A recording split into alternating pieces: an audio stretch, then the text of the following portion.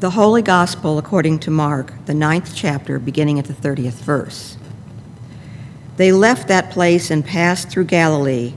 Jesus did not want anyone to know where they were, because he was teaching his disciples.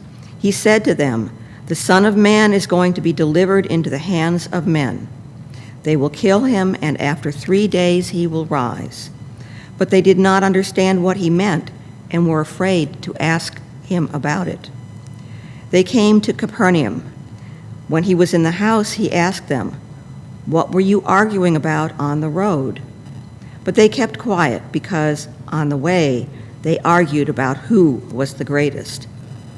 Sitting down, Jesus called the 12 and said, "Anyone who wants to be first must be the very last and the servant of all."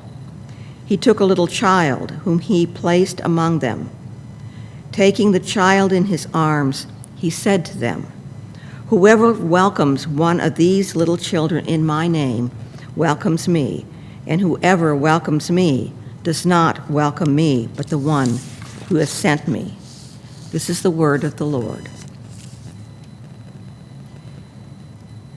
My homily tonight is called The Way of the Wicked. It's based not only on the gospel this week, but also Psalm 1. If you remember from Psalm 1, it opens with, "Blessed is the one who does not walk in step with the wicked, or stand in the way the sinners take, or sit in the company of mockers, but whose delight is in the law of the Lord." And it continues from there. We may be a people who hate consequences, but we are close to fanatical about our rights. We believe that our rights are inalienable, which means we believe the founding documents of our experiment in government constitute a foolproof guarantee. Yet there are many people in our culture who are deprived of the basic rights that we take for granted on a regular basis. And most of us simply just turn a blind eye to it. But how would you like it if everyone over the age of 65 had to renew their driver's license every year to make sure that they can really see well enough to drive? Or what if there was a law that mandated police to pull over young men driving a car alone near an elementary school to check their criminal background for sex offenses? We believe it's wrong to single out any certain group for special scrutiny, like what I just said. And yet, we have states that single out certain ethnic groups for special scrutiny regarding their citizenship. If our Constitution guarantees us rights, shouldn't those rights apply equally to everybody?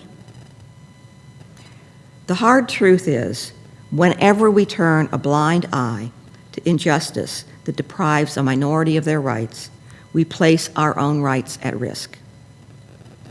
Martin Niemöller, a German pastor during the Holocaust, put it this way: "First they came for the socialists, and I did not speak out because I was not a socialist. Then they came for the trade unionists, but I did not speak out because I was not a trade unionist. Then they came for the Jews, and I did not speak because I was not a Jew. Then they came for me, and there was no one left to speak for me." Or as Reverend Dr. Martin Luther King Jr. said more succinctly, "Injustice anywhere threatens justice everywhere." I think the psalmist was keenly aware of this truth. Israel had been founded as a commonwealth with an equal distribution of wealth. And in this case, it was land. Apparently, it didn't take long for the unscrupulous wealthy to buy up the land from those who were struggling. Effectively, instead of a nation founded on the justice that gave everyone a means for making a living, Israel became a nation of haves and have-nots.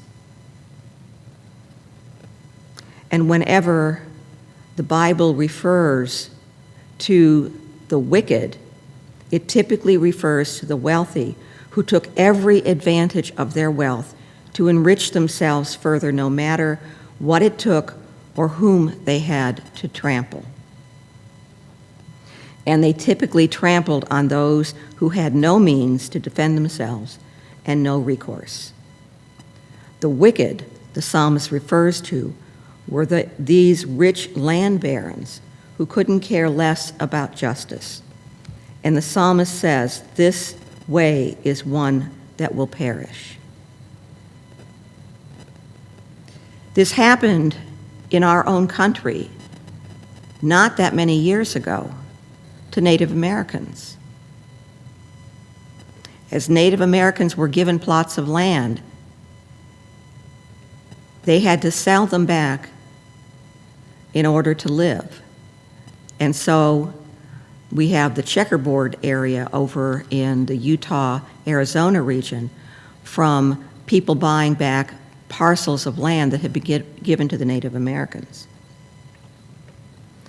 I spent a lot of my adult life studying Navajo culture and listening to tribal elders.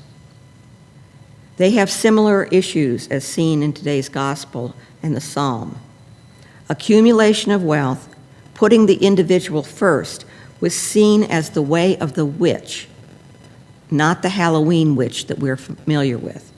Rather, the witch that was wicked and a threat to all. Witches were killed to preserve the tribe. To preserve the community, one cared for the relationships of family, friends, and creation, not in raw individualism.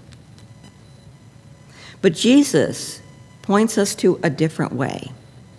In our gospel lesson today, he corrects the disciples' misguided ambition by embracing a child and comments to them that they do the same. We might see that as cute or warm and fuzzy as an experience, but the romantic view of childhood that is full of sweetness and happiness is a recent development. For most of human history, children have been among the least valued people in society. In some context, little better than slaves.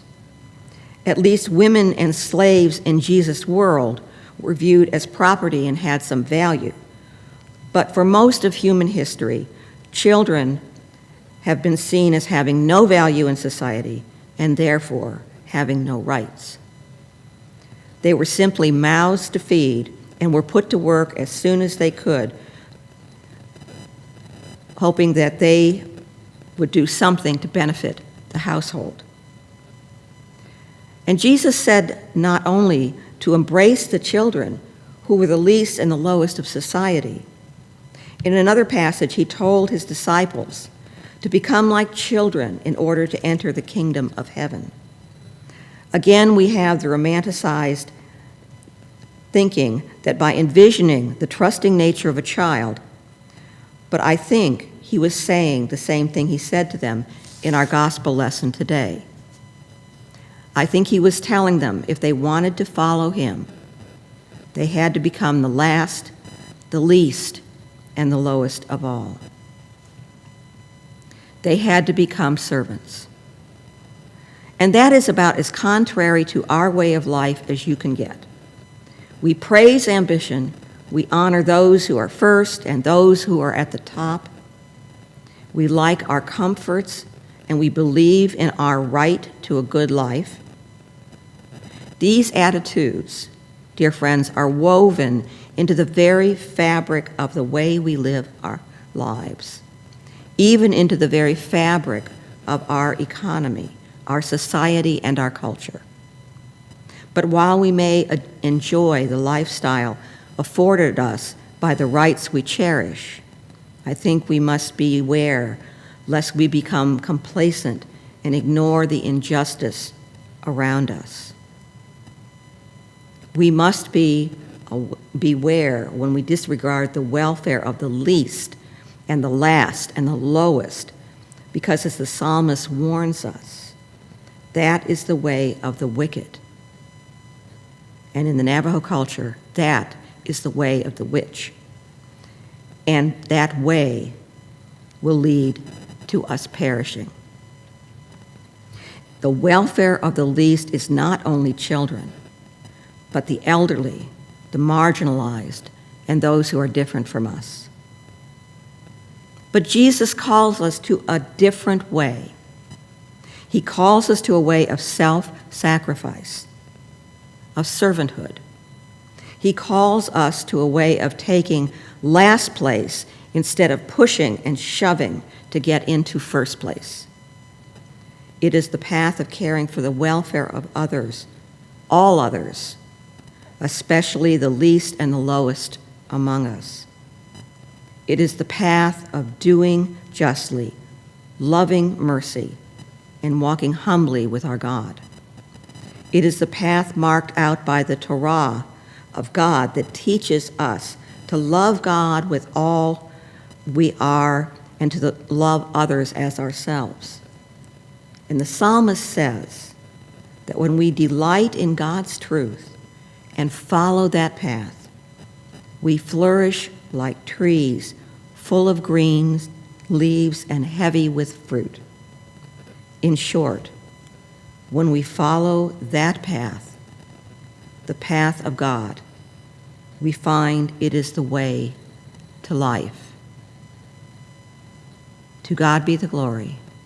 Amen.